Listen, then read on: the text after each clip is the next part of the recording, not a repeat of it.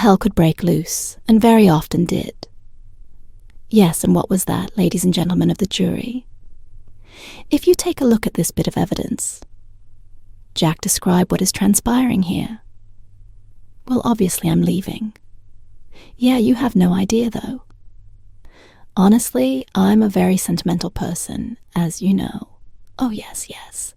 But you have no idea how humble that makes a great star. Like me feel he was making more money than Hollywood stars. Then, one night, Jack Paar broke down crying on live TV and quit the Tonight Show forever. All because NBC cut a harmless joke without telling him. But that wasn't the real reason. Well, I'll remember what that is. I was once asked to help a certain, causes, and I didn't have time in the old days. I worked 5 nights. We never had time behind the scenes. NBC had a secret team watching his every move. They were editing his shows without his permission. The pills, the panic attacks, the 20-pound weight loss. This is the untold story of how America's favorite host was destroyed by the very network that made him famous.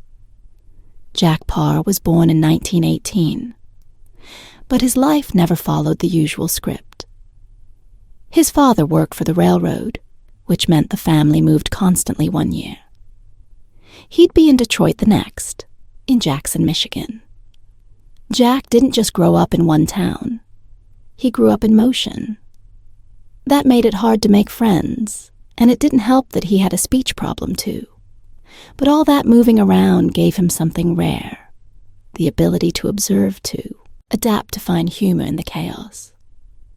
Even as a kid, he felt like an outsider looking in, and that would later become his superpower on television.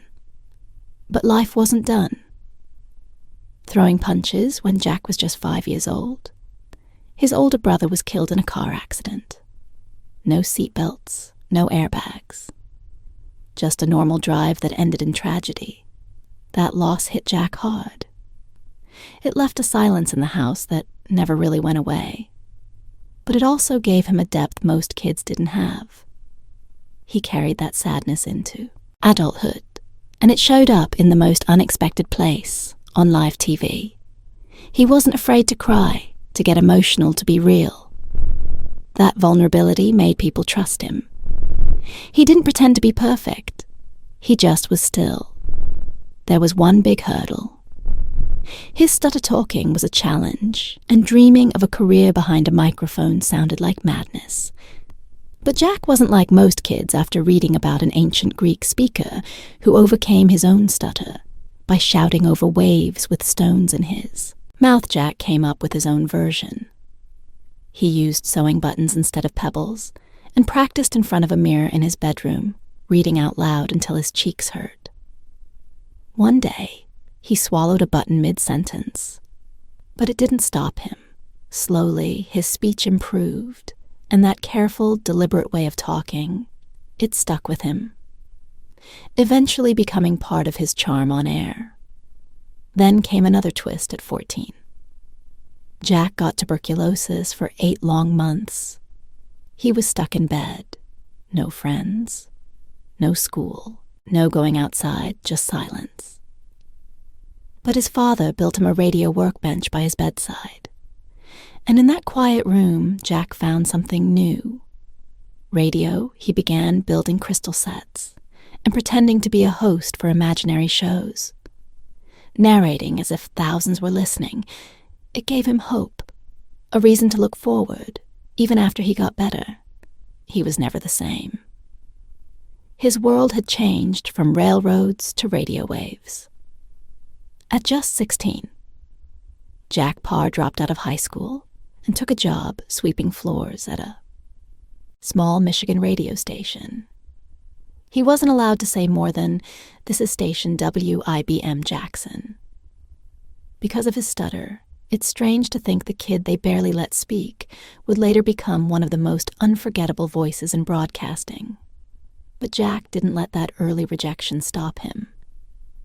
Instead, he taught himself how to control his stutter by stuffing buttons in his mouth and shouting news articles at the walls, just like an ancient Greek orator once did with pebbles that Stubborn drive pushed him from one radio station to another across the Midwest, slowly building his confidence and sharpening his voice, until he finally landed a real hosting gig in Buffalo.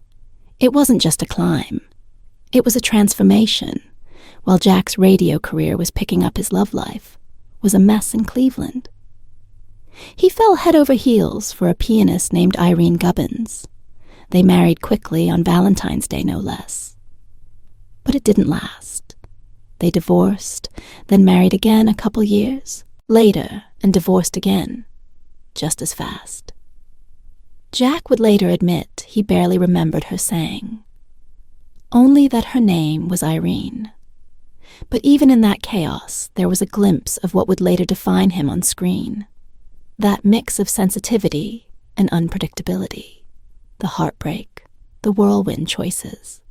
The emotional highs and lows. He was living the kind of drama he'd one day bring into every living room in America.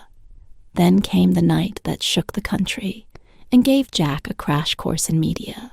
Madness. It was October 1938, and 20-year-old Jack was manning the mic in Cleveland when Orson Welles' War of the Worlds. Broadcast convinced people that aliens were landing. Jack tried to calm the panic, telling listeners, "It wasn't real. The world is not coming to an end," he said, but instead of soothing anyone, people turned on him. They thought he was covering up the truth that night. Jack learned how powerful and dangerous a voice on the radio could be. It stuck with him, the doubt, the disbelief, the responsibility years later. He'd tell that story again and again, always with the same awe. It was the night he realized broadcasting wasn't just about speaking. It was about trust in the years that followed. Jack didn't try to sound like the polished announcers of the time.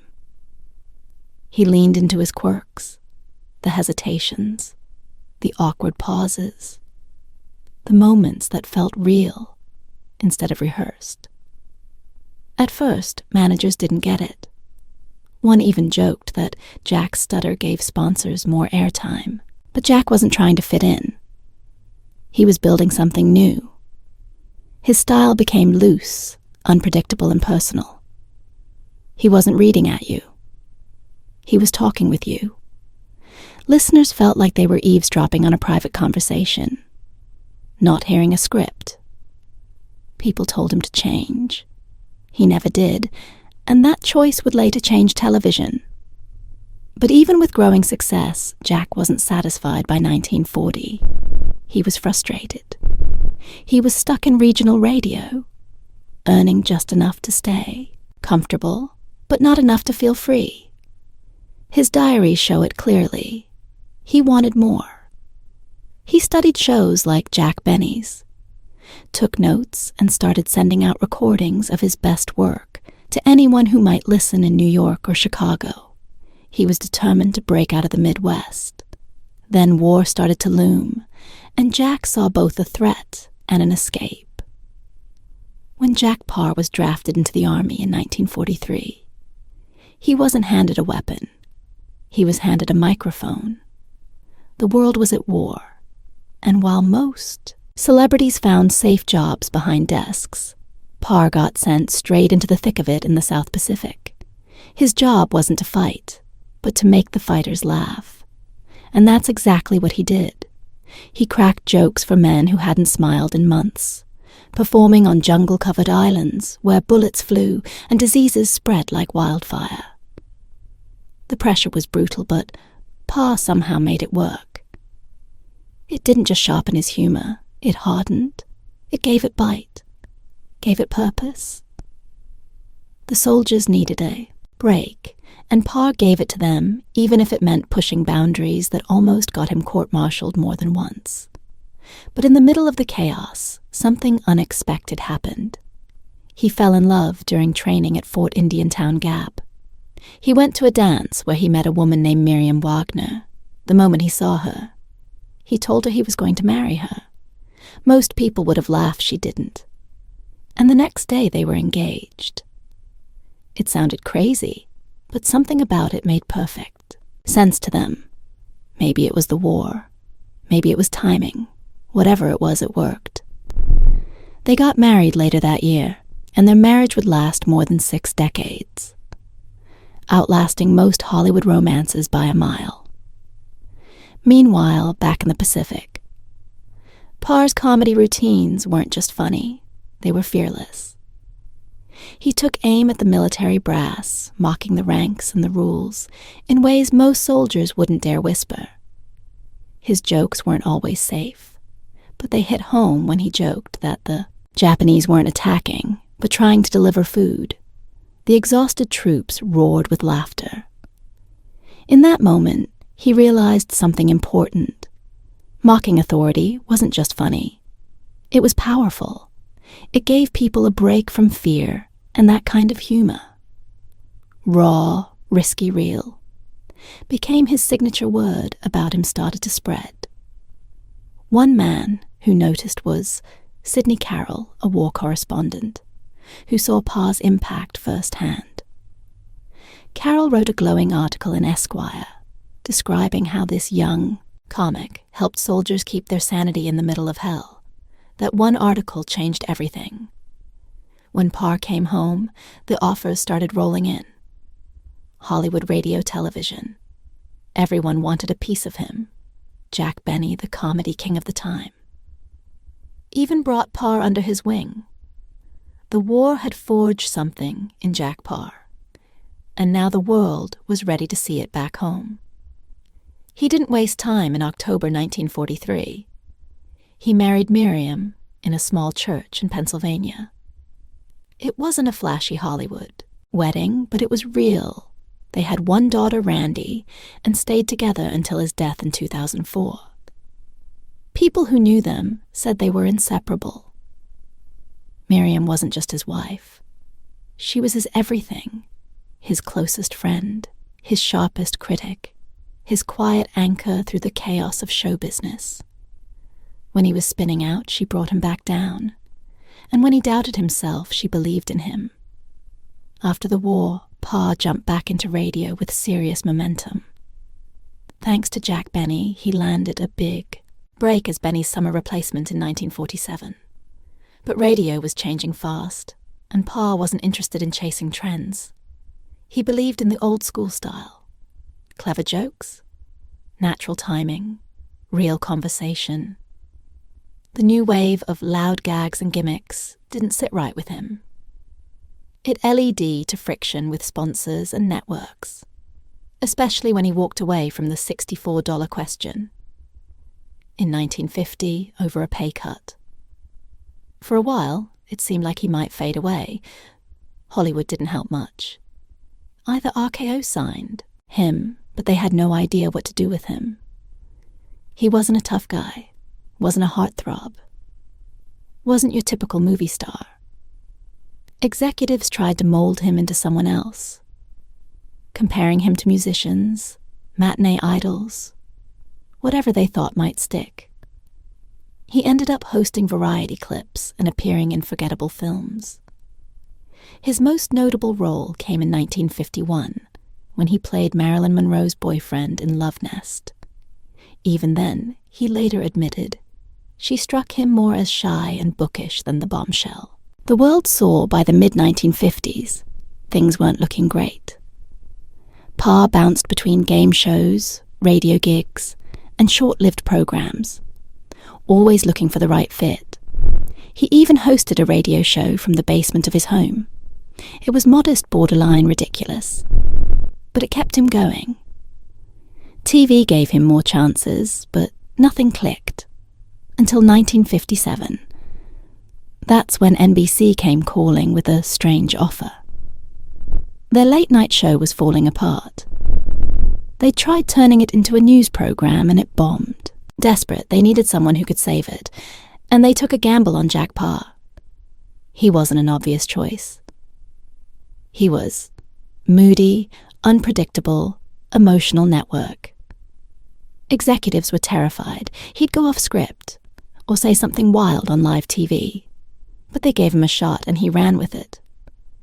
When Jack Paar took over The Tonight Show, something unexpected happened. The show exploded in popularity within a year. NBC renamed it The Jack Paar Tonight Show. That kind of change didn't happen back then.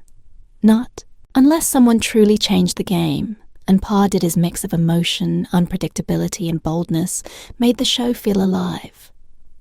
By 1958, 7 million people were tuning in each night. That's unheard of for late-night TV in that era. NBC affiliates, who once dropped the show, came running back. Viewers couldn't stop watching because Paar wasn't afraid to cry, argue, or speak from the heart. He didn't just host a show, he created a national obsession, but it wasn't just about him. Paar built a family. On air, he had a way of finding people, quirky, smart, charming guests, and turning them into stars. Cliff Arquette's old-timey Charlie Weaver. The sharp-tongued Zaza Gabor, author Alexander King, and comedians like Peggy Cass and Dodie Goodman became part of the regular lineup. They didn't feel like guests. They felt like neighbors who dropped by each night, and behind the laughs, Paar was giving real talent a stage. Woody Allen, Bill Cosby, the Smothers Brothers.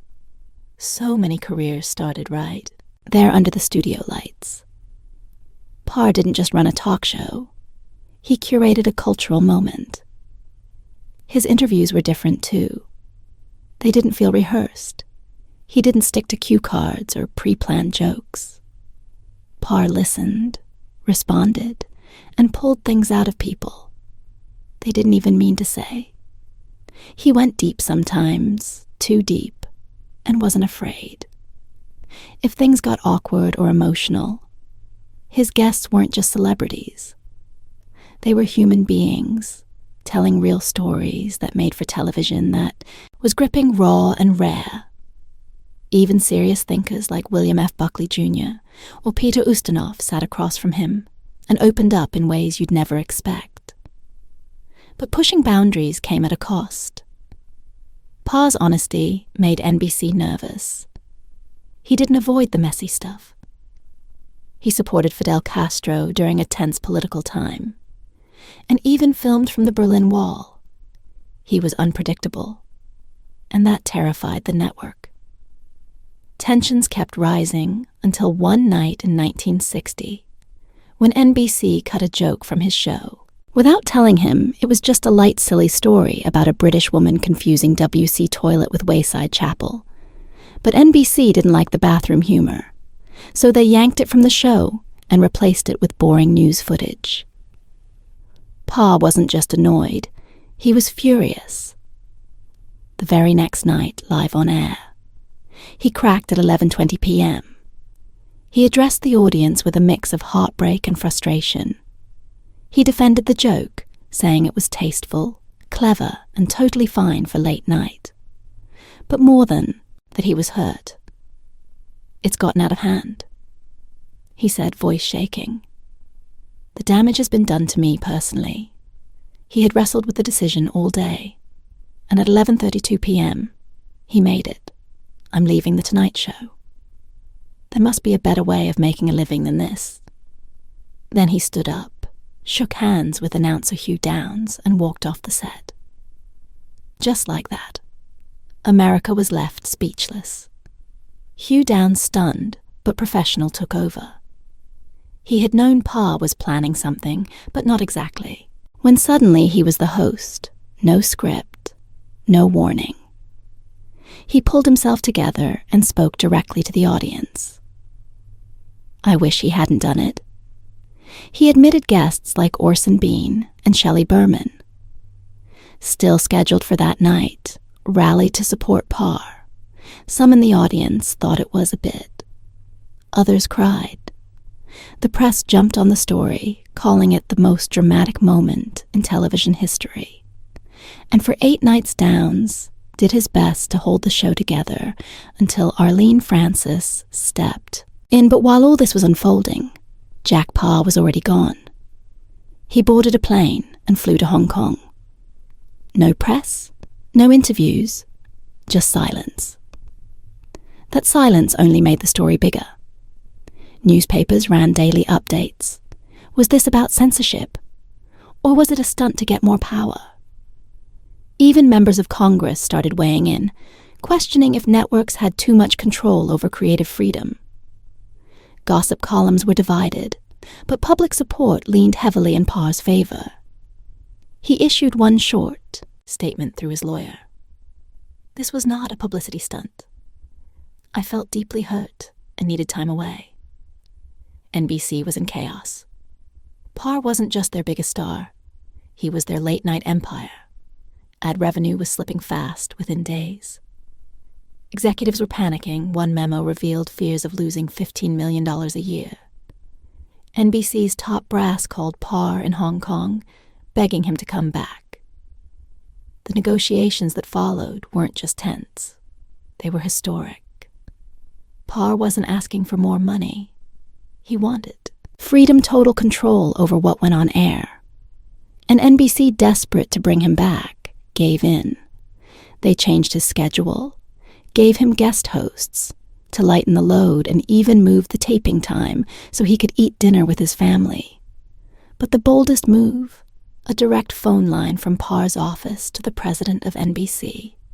No middleman, that was unheard of. And as a final olive branch, NBC apologized for cutting his infamous water closet joke without asking. Paar got everything he asked for, and more after he returned. The show exploded. Advertisers rushed in. What had been a popular late-night show became a money-printing machine. By 1961, The Tonight Show was bringing in over $15 million a year. Huge money. Back then, Parr's salary jumped too. He was making more than most Hollywood stars. The network affiliates multiplied like wildfire, going from just over 40 stations to more than 170. In 5 years, and the price for a 60-second ad on the show, it had tripled. Parr wasn't just hosting a show, he was running a business empire, and everyone at NBC knew it. But behind that glowing success, things were messy. NBC had a whole team assigned just to manage Paar. Executives kept tabs on his mood and movements, afraid he might say something too political or walk out again. His early praise for Fidel Castro haunted the network, and when he pushed to do shows from Berlin right near the newly built wall, they panicked. They tried to stop him. He nearly quit again, but he won that fight, too, and the Berlin shows became legendary. What the public didn't see was the silent war being fought off camera. NBC had secretly created a censorship team, quietly editing Parr's taped shows without his knowledge. When he found out, the fallout was explosive. The trust was gone. The pressure crushed him night after night, week after week. Parr gave everything he had. The show ran over an hour and a half, and there was little time to prepare or fix mistakes. Even after the switch to tape it was still mostly live in spirit. He wasn't just the host. He was the writer, the booker, the editor in his head by 1962. The stress was wrecking his body. He couldn't sleep. He was popping pills to cope. His doctor warned NBC that it was getting dangerous, but Parr kept going. He dropped nearly 20 pounds, developed severe anxiety, and started having panic attacks before going on air. Toward the end, viewers could see it. He wasn't the same sharp-tongued host anymore. He was tired, drained, and done in March 1962, when he said he was leaving for good. It wasn't a stunt. It was survival. After walking away from his NBC primetime show, Jack Paar disappeared from television and quietly shifted his focus to a small station he'd bought in Maine. But by 1973, he shocked everyone with a comeback this time. On a BC, the network made him a bold offer. He'd host just 1 week a month, a unique setup designed to pull him back into the spotlight without tying him down. ABC wanted him to go, head-to-head with Johnny Carson, who had now become the undisputed king of late-night. Paar agreed. But the world he returned to wasn't the one he had left behind. Talk shows had changed. Viewers had changed. Carson had taken Paar's original format and reshaped it. The comeback flopped after only 5 months. Paar stepped away again, this time for good. As the years passed, he drifted deeper into isolation. His house in Connecticut became his hideout, a place where he turned down interview, requests, and ignored TV offers. The man who once sparked national conversations now felt television had become shallow and soulless. He missed the days when talk shows were about ideas, not fluff. He stopped watching altogether, calling most of it intellectually insulting. When he did make rare public appearances, people said he looked like someone who had time-traveled from another era, completely disconnected from modern TV. And in many ways, he had, Paar believed, television had lost the purpose he once gave it, and he no longer saw himself in it. Still, in the 1980s and 90s, he popped up every now and then on shows like Donahue, Letterman, even The Tonight Show. But he didn't come to entertain. He came to criticize on Donahue. He called modern talk shows extended commercials on Letterman. He said sensationalism had killed intelligent conversation. It wasn't bitterness. It was heartbreak.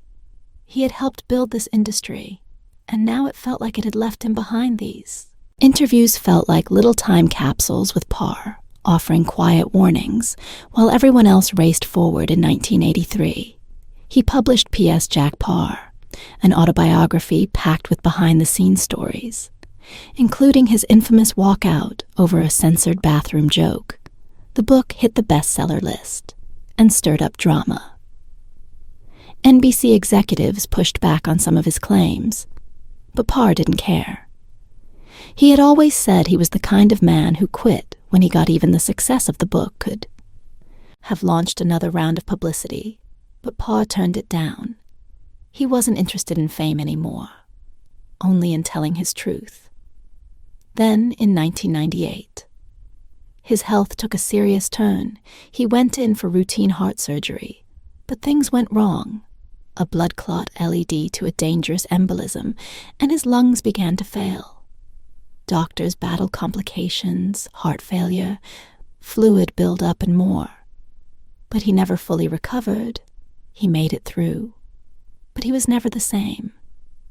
The real blow came in March 2003, when he suffered a massive stroke. It left him paralyzed on one side, unable to move or speak the way he once had for a man who had built his life on words.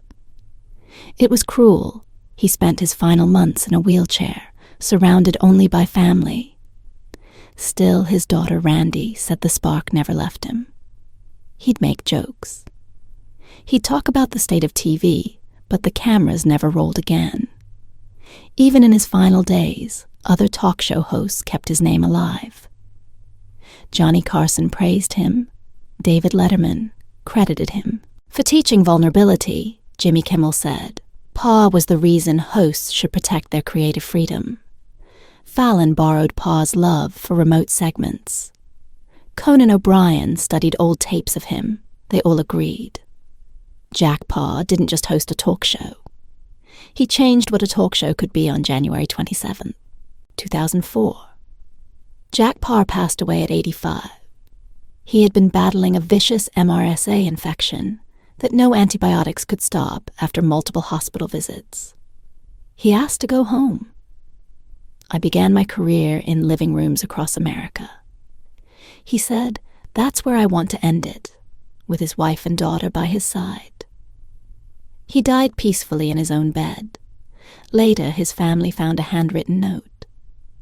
He had left behind, it simply read, I did it my way, with no regrets. Remember the laughter, forget the tears. That was Jack. Paar, a man who walked away.